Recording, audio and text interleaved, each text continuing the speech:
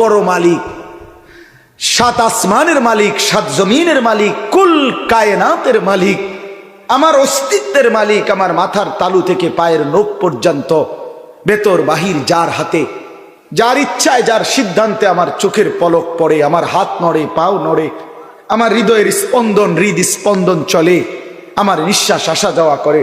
এই যুবক, এই এত বড় মহান আল্লাহর সামনে যারা ঘাড় নোয়াইল না, যার যে সেজদা দেয় না, ঘাড় নোয় না, খোদার কসম বেটা, তোর চাইতে বড় ঘাটতারা গাদ্দার বেয়াদব আল্লাহর জমিন আর কেউ নাই।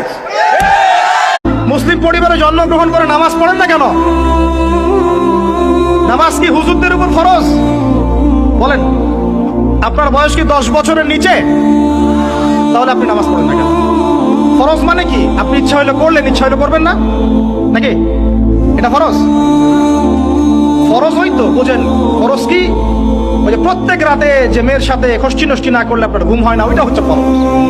স্কুলে কলেজে গিয়ে মেয়েদের সাথে অ্যাফেয়ার্স করা, ডেটিং করা, পাবজি খেলা, আমাদের সবার উপর এখন ইউটিউবিং, ফেসবুকিং ফরজ।